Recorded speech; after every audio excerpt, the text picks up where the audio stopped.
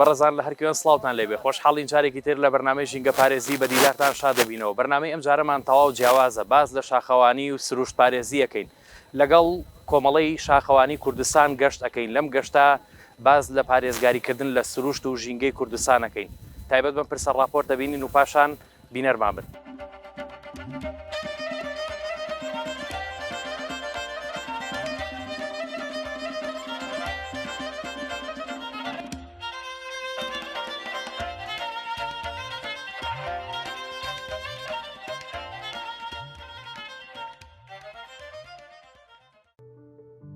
شاخەوانی یان هەڵگەڕان بە شوێنە سەختەکان. ئەم جۆرە وەرزشە مێژوەکەی دەگەڕێتەوە بۆ 100 ساڵ پێش ئێستا. سەرەتای ئەم وەرزشە لە ساڵی 1854 دەستی پێکرد. سەرەتا مرۆڤ وەک سەرکەشی دەستی بەگەڕان کرد بەسەر چیاکاندا بە دوای نهێنی سروشت.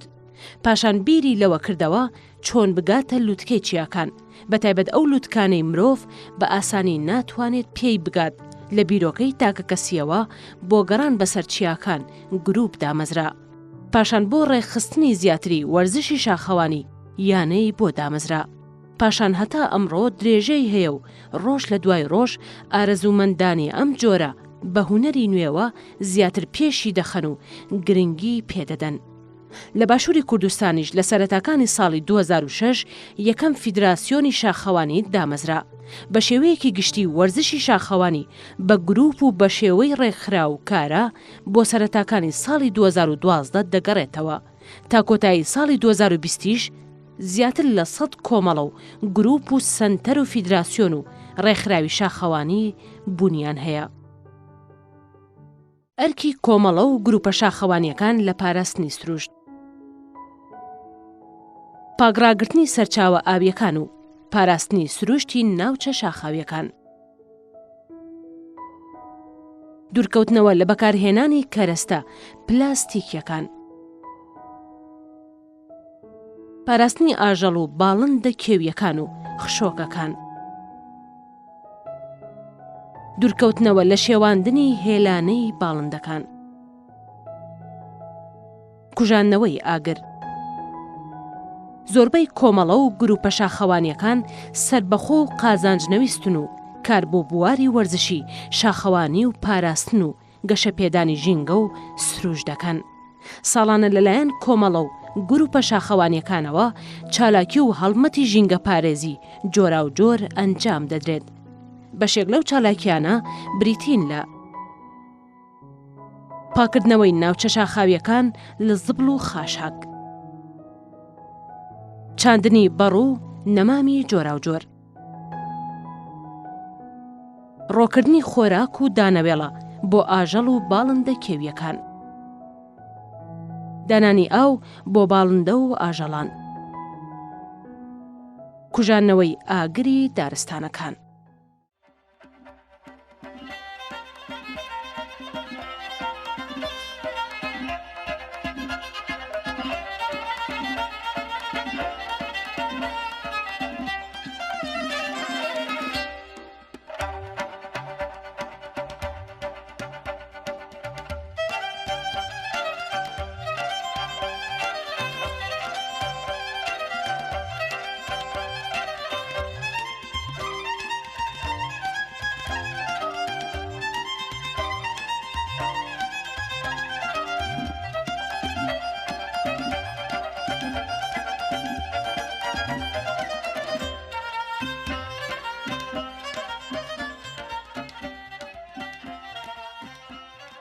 لە یەکێک لە ناوچە سروشتیەکانی پارێزگای سلێمانی لە ناوچەی دێلێژە کە سروشتێکی زۆر جوانی هەیە و هەڵکەوتی جوگرافیەکەی زۆر جوانە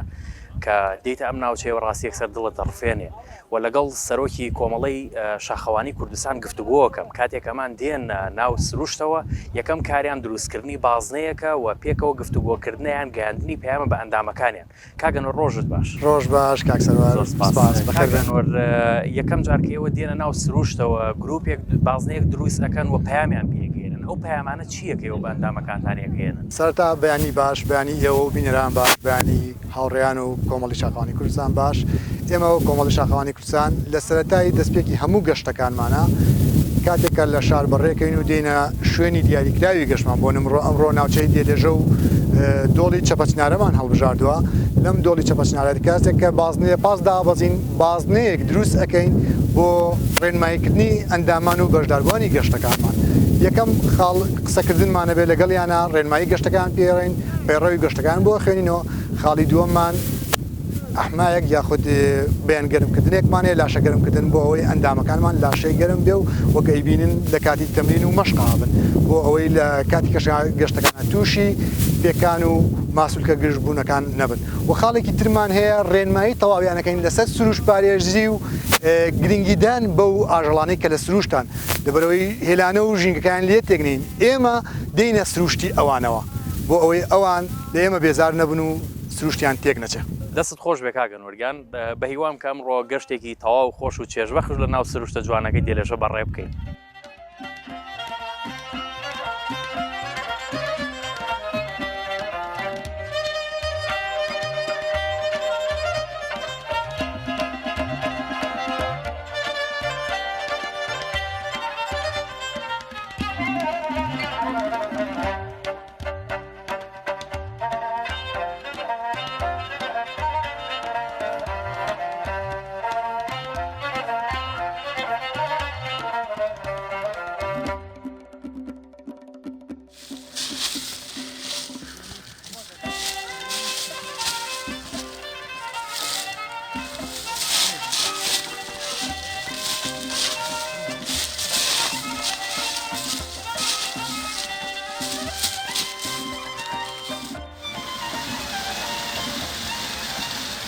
خاتون ئێرە سروشتێکی زۆر جوان و دڵڕفێنی هەیە ئێوە کاتێک کە گەشتەکەن بۆ ئەم ناوچە سروشتیانە چۆن پارێزگاری لە سروشتی شاخەکانی کوردستانەکەن؟ سەرەتا بە خێراتنی کەناڵەکەتانەکەم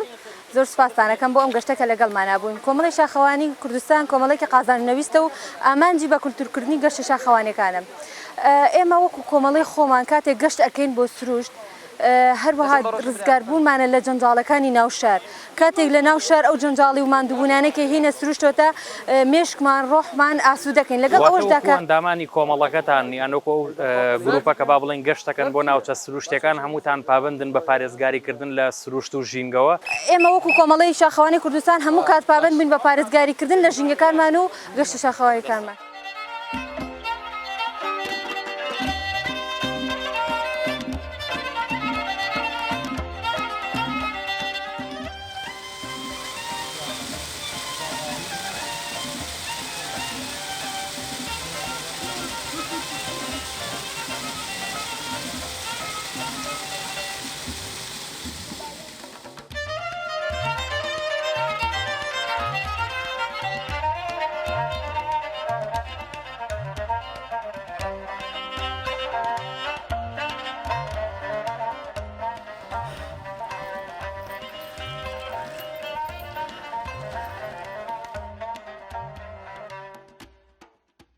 کاگەرازگیان تاان سروشت ینی دڵڕفێنە و سروشتێکی زۆر جوانیشە ئێوە چی لە ناو گەشتەکاندا نەفەرموو چی لە ناو گەشتەکانتانە بێزاری کردو یارە هەر دەرچوونێک بۆ نێو گەشت دنیایەک ئاسوودەی بە ڕۆحی مرۆڤەکانە بەخشێ ئەمە وای لێکا تۆ تەواوی هەفتەیە گەرد و تەنگ و بی لێرە ئاسوودەبی بەڵام بەداخەوە شتێک کە من لە گەشتەکانمان تەواو ڕۆحماندووەکە تەواو بێتە هۆی بێزارکردنی ئەو دیمەنە جوانانەی کە بینیەوەیە هەندێک جار حەشارگەی ڕاوچەکان دەبینم کە ئەمە تەواویێتە مێشمەوە ئەمە بەڵێ ئامادەکاری کراوە بۆ لە ناوبردنی ئەو ئاژەڵ و بۆ ئەو باڵندانی کە لێرە لە سروشتان ئەگەر ئێمە ئەم دار و ئەم بەردانە بە لاشەیەک بشبهێنین ئەوە ڕۆحەکەی بریتێ لەو باڵندە و ئاژەڵە کێویانی کە تیاژین بۆیە هەر کاتێک کە من حەشارگەیەکە بینم هی ڕاوچیەکە و ئەزانم کە نێچیرێکی تیان ڕاوەکرێت تەواوەتی جەستەم ماندووە بێ پێوەی ئەتوانین بڵێن باڵندەکان یان ئاژەڵەکان خشوڵی سروشتن ئێوە چۆن پەیامەدەن بە ئەندامەکانتان بۆ ئەوی پارێزگاری لەم ئاژەڵ و باڵندانە بکەن لە ناو سروشتاوە دەست لە هێلانەکانیان نەدەن ئێمە نەک دەست لە هێلانەکانیان نادەین بەڵکو لە وەرزی سەرماوسۆڵەیە لەگەڵ خۆمانە خواردن و دانەوێڵی پێویستە هێنین ئێمە هەمیشە بە ئەندامان و بە ئەو کەسانی لەگەڵ ئێمە میوانن گەشتەکەن ئەڵێن ئێمە هاتوونێتە ماڵی ئەوان نەکەن ماڵەکانی ئەوان بشێوێنن نەکەن تەنانەت ئەبێت پێکان و دەستەکانتان بپارێزن لە هەر جۆرە ئازاردانێک کە بێتە هۆی تێکچوونی هێلانە یاخود ئازار بە خودی ئەو ئاژەڵە یاخود ئەو باڵندەیە بدا بۆیە ئێمە عاشقی ئەوانین و دۆستی ژینگەی کوردستانی دۆستیش سروشە جوانی کە خوا بەخشوێتی بێ واتە لەگەڵەوەی کەێوە نابن بەهۆ کار بۆ تێکدان و شێوانیان بەڵکم ئەشی پارێزن بە دڵنیاییەوە چونکە ئێوە هەر یەکێک لە ئێوە زیاتر بە بەراورد لەگەڵ پۆلیسی دارستان و ژینگە بە بەراورد لەگەڵ پارێزرانی ژینگە بە بەراورد لەگەڵ ئەو کەسانەی کە لە ناو ڕێکخراوە ژینگەکان کارەکەن ئێوە بەریەککەوتنیەکی بەردەوام و ڕاستە و خۆتان لەگەڵ سروشتەیە ڕەنگە بۆ منە پارێزەرێکی ژینگە لە مانگێک جارێک دوو جار بۆنە بڕێ لە سروشت بکەوێ بەڵام ئێوە هەفتانە یاخود هەفتەی دوو جارەوە بەریەککەوتنتان لەگەڵ سروشتا هەیە بۆ ئێمە زۆر گرنگە کە ئێوە کارتان لەسەر کردو بۆ پارێزگاریکردن لە سروشت و بەتایبەت ئاژەڵ و باڵندەکانیش ئەمە ئەگەر بڵێم ماڵی دووەم ڕەنگە گونابێ ئێرە ماڵی یەکەمان چونکە ئەو هەموو تاقە و وزەی کە لێرە دەستمانەکە لەی شوێنێکتر دەستمان ناکەوێت بە هەموو پێگاتەکانیەوە بە ڕۆحی و بێڕۆحیەکەی لێرەوەکو جەستی خۆمانی پارێزین ئەوەشی بەرچاومانەکەوێت لێرە لەگەڵ خۆمانە لە زبڵ لە خاشاک لە هەر پیس و چەپەڵێک کە پاژماوەی ئەو بەڕێزانی پێش ئێمە هاتوونیا هەندێک گەشتیار هەیە کە معریفە و تێگەشتنیان هێشتا لەگەڵ جوانەکانی سروش نهاتۆتەوە بەداخەوە لەگەڵ ڕێزم بۆیان ئێمە ئەوانش پاکەینەوە و باشە کاگاراز ئێوە وەکو کۆمەڵەکەتان تا چەند هەوڵتان داوە لەو کاتانەی کە گەشت ئەەکەن بۆ ناوچە سروشتیەکانیان بۆ ناوچە شاخەوەکان چالاکی ژینگە پارێزی ئەنجام بدەن یان هەڵمەتی چاندنی بەڕوو یان چاندنی نەمام ئەنجام بدەن تەمان کۆمەڵی شاخەوانی کوردستان بەشداری نەمام چاندنی کردووە لە پارکی هەواری شار بەشداری چاندنی ستۆبەری کردووە لە شاخی ڕازاوی گۆیژە و هەروەها لە هەڵمەتی بەڕوو ناشتنیش هەر چالاکیمان هەبوو بەشدار و نواتە لە هەر چالاکیەک کەوا بکە ئەم ژینگەی و ئەم سروشتە جوانتر بکە بێشک تیمی تایبەتی کۆمەڵی شاخەوانی کوردستان بەشدار بووە و تیایدا ئامادە بوو ئەم چالاکیێکی ڕۆحیە و زەمان پێدا و جوانەکانی کۆمەڵە زیاتر دەرەخەوە ئێمە کۆمەڵی شاخەوانی کوردستان هەموو لق و دەسە و بەشانی تریش کە دروست بوون هەمویان لە پرینسیپەکانیانە لە پەیڕۆ پرۆگرامانییانەوەیە ئێمە دۆستی ژین ئەمە جێگەی دڵخۆشیە ئێوە سەلام ئەمە لە ناو هیوادارم کە ڕنگدانەوەی هەبێ لە ناو بەرنامەی کارکردنیان وەکو بنەمای کارکردنی کۆمەڵە و گروپە شاخەوانەکانی تریش لە باشووری کوردستان بەدڵنیایی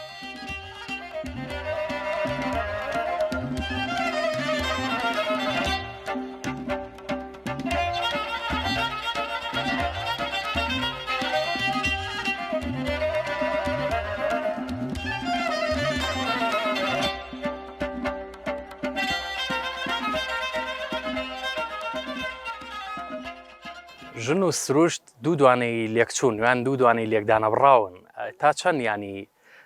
ژنان لە ناو کۆمەڵەکەتانە ڕۆڵیان هەیە و تا چەند ژنان لە ناو گەشتەکانتانە بەشداریان هەیە یەکەم جار زۆر سپاسی کەناڵی یاریانەکەم کە بەشداری ئەمڕۆ لەگەڵمان کردووە ئەوە سپاسی هەموو شتێکتانەکەم من وەکو خانمێک وەکو ئافرەتێک حەز ئەەکەم هەموو ئافرەتێک یان هەموو خانمێک بەشداری لەمە بکات چکە بەڕاستی ئەمە وەرزشە زۆر جیازە لەگەڵ سروشتە ئەیکەی بەڵاستی ڕۆحێکی وەرزشیە وەکو قاعەکان نییە من ناڵم ئەوانی کەش خراپە ئەوانی کەش باشە بەڵام ئەمە سروشتە لەگەڵ سروشتایت زۆر شتی جوانە بینی بەڕاستی هەموو ئافرەتێک دەتوانێت بەشداری کامەوە من لێرە وەکو خانمێک وەکو ئافرەتێک ئەڵم هیوادارم هەموو ئافرەتەکان هەموو کچەکان بەشداری لێرە بکەن لەگەڵمان بن لە هەموو گەشتەکانتانە ژن ڕۆڵی هەیە بەشدار لەگەڵتانە بەڵێ زۆری لێیە بۆ نمونە ئێستا کاتێککە من یم بۆ ئێرە تەنها بڵم ڕۆشنێک ناکەم من خۆم زۆرم حەز لە سەرکێشیە سەرکێشیەکانەکەم تەمرینەکەم وەرزشەکەم باسی سەرکێشیت کرد لەگەڵ ئەو سەرکێشانە چی بوون کە تۆ کردوتە یان بە سەرهاتێکی خۆش لە نێوان گەشتەکانتانە چی هەبووە توانیش بۆ نمونە سەرکێشی وەکو ئەوەی من ئێستا وەکو جمبازی ژیاری زانم یارزانێکی بۆکسێنم هینە فەتحوشتەکەمەوە و ئیتی لەسەر شاخەکانە زیاتر حەزم زۆر لە سەرکێشیە بەڵام هەنێک کاتیشەڵە سەرکێشیەکانە خراپە تا چەند ڕەچاوی ژینگە پارێزیان سروشت پارێزیەکەن لە گەشتەکانتان زۆر ئەو زۆر تایبەتە لامان بۆ نمونە کەوچکی قاپی سەفەری و ئەوانە هیچ گرنگیکی پێنایی نامانەوە بیهێنن هەموو کەرەستە پلاستیکەکان بەڵێ هەموو کەرەستە پلاستیکەکان یان مەمنوعە زۆرمان پێ ناخۆشە بێ ئەگەر پێیان بێت ئەمە وەکو یاسایەکی ناو گروپەکەتان وایە بەڵێ یاسایەکە پێوەی پابەندی بەڵێ ئەو دەبە ئەوەی کشیکە ئەی خۆین و خۆشکەرەیە بەڵێ ئەو دەبەشێکی ئەی خۆین و ئەو شتانی کە ئەی خۆین ئەبێت زوێکی نەزەرفەوە بیبینن لە ماڵەوە فڕەیی نەک لێرە واتە هیچ ئەندامێک لە گروپەکەشتان بۆی نییە لێرە هیچ جۆرە پاشماوەیەک فڕێبدات و لە ڕووی کەرەستەکانی شەوە کەرەستانە بەکار نێنن کە وەکو قاپی سەفەری کەوشکی سەفەری گڵاسی سەفەری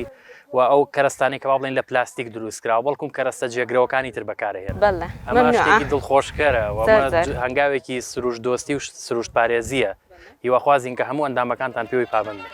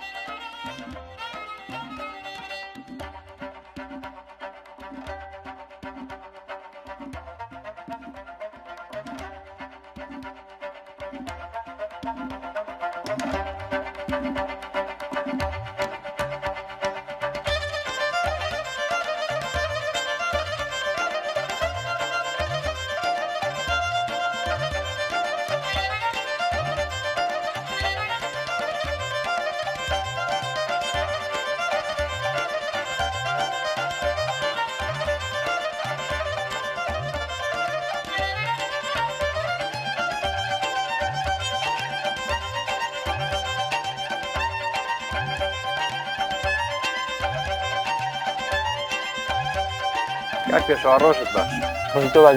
جوانەکەم ڕێگەیەکی سەخت و پڕ ناڕەحەتیمان بڕێ تا گەشتینە سەر لووتکەی چیاکە ئەم چیایە ناوی چییە و تا ئێستا چەند کیلۆمەترمان بڕیوە و بەرزی ئەم چیایە چەندە؟ بەنای خۆی ڕۆشن میێرەبان بەخێراتنی کەناڵی ئاریا تیڤ یەکەم ئێمەکو کۆمەڵەی شاخەوانی کوردستان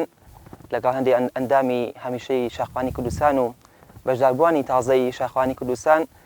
گەشتێکی لێوان لێومان کرد بۆ سروشتە جوانەکەی شاخی دێلێژە بۆ چەبە چنارە ئەم شاخە ئێستا تەختەسیرە نزیکەی کە بەرزێکی ئەم شاخە لە ڕووی ئەستی دەریاوە 1100 مەترە سواز بۆخوا تاکو ئێستا 5 کیلۆمەترمان بڕیوە احتیمالە ئەو گەشەی کە ماومانە بەرەو بۆ دوا مەزەڵگە 5 کیلۆمتر لە خۆ بگرێت واتە بە هەموویەوە تقریبان بە نزیکەکاتە نزیکەی 10 کیلۆمتر شاخڕەوی بەڵێ لە گەشتەکانانە تا چەند پابندن بە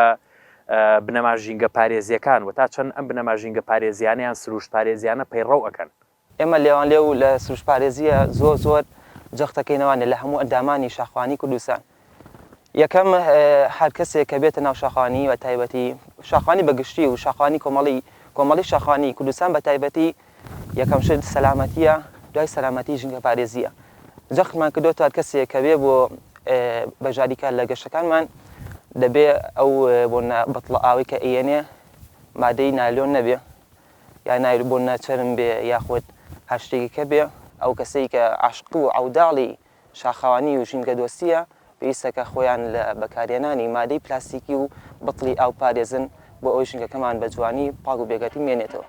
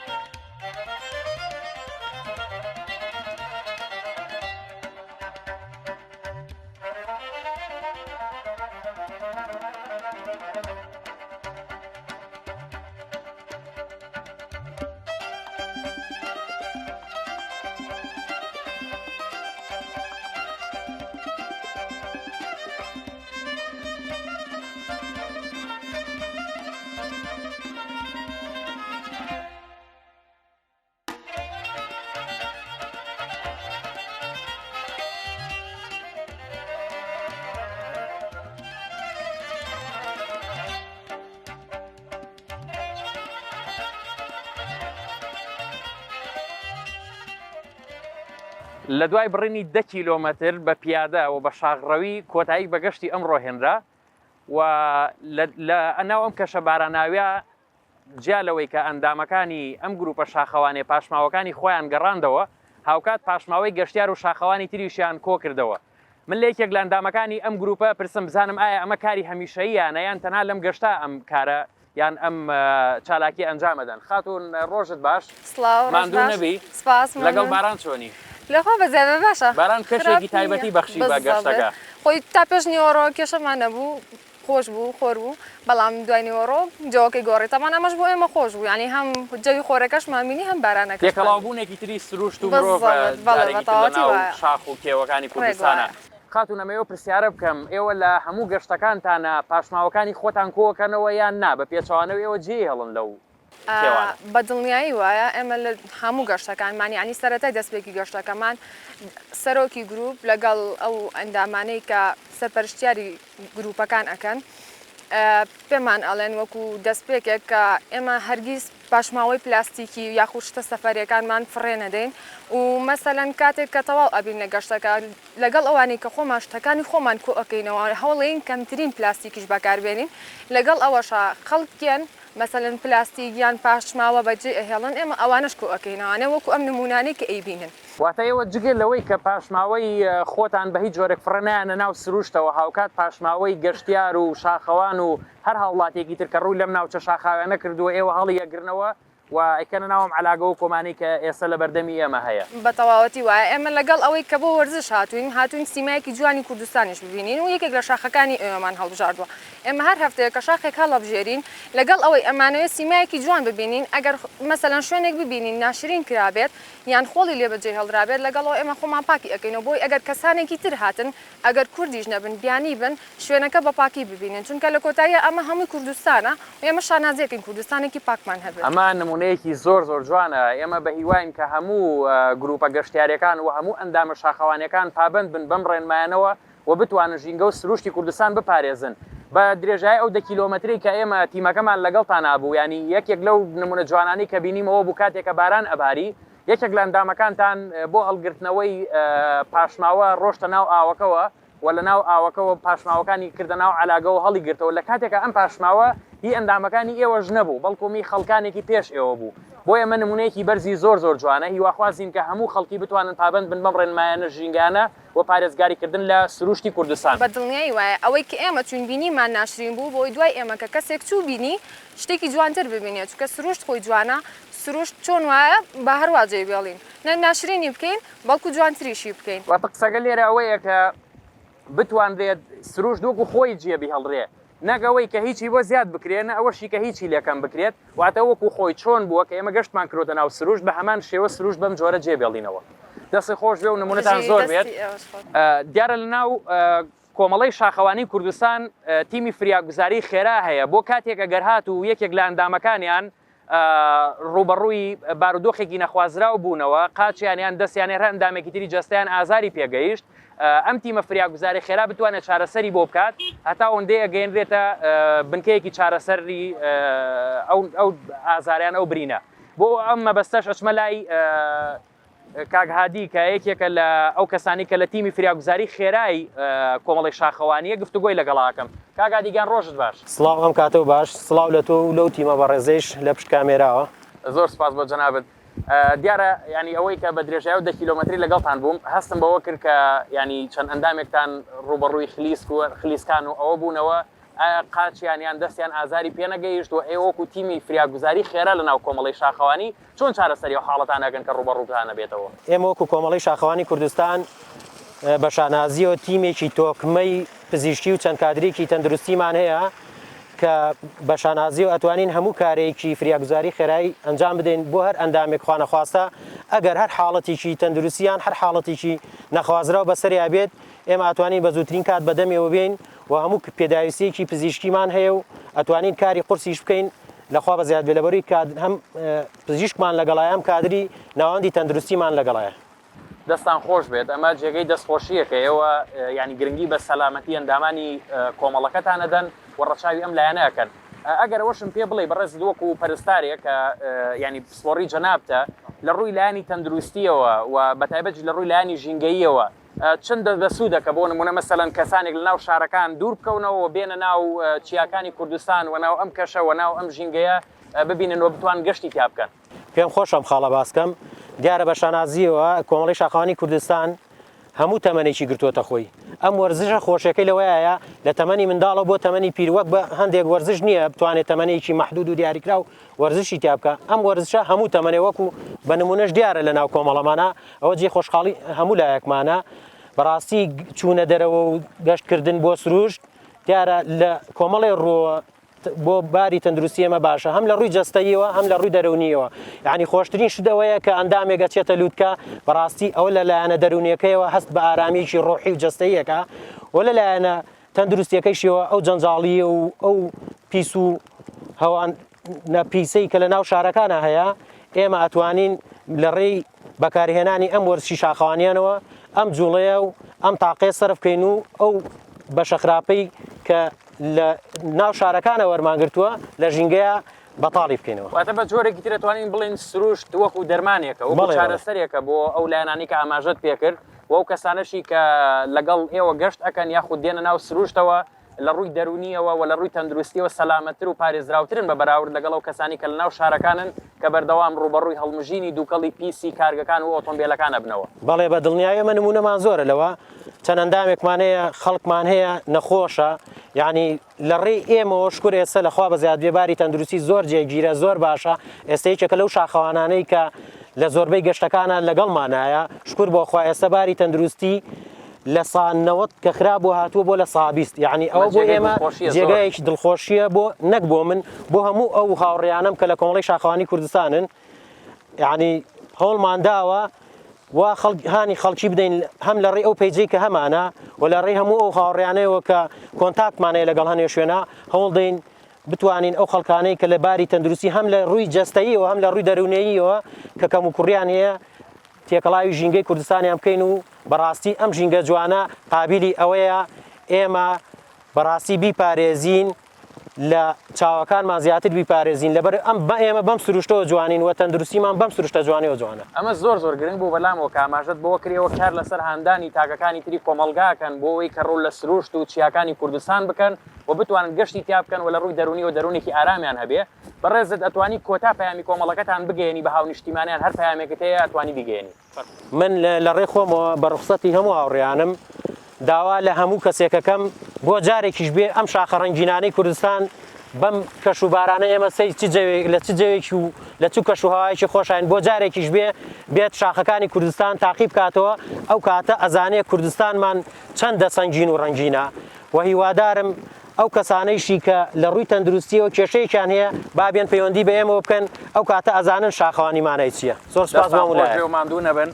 ئێمەش بە هیواین کە تەواوی هاونیشتیمانیان لە شارەکان ڕووبکەن لە چیاکانی کوردستان بۆ شاخەوانی بەڵام بە پابندبوون بە ڕێنمایە ژینگەیەکان و بتوانن ئەو بنەما ژینگە پارێزیانەی کە هەیە لە شاغڕەویە بتوانن پەیڕەوی بکەن بۆ ئەوەی سروشتی کوردستان پارێزرا و جوانتر و پاکتر بێت تا بەرنامەیەکی دیکەی ژینگەی بەخوای گەورەتان دەسپێرین هەر شاد بن.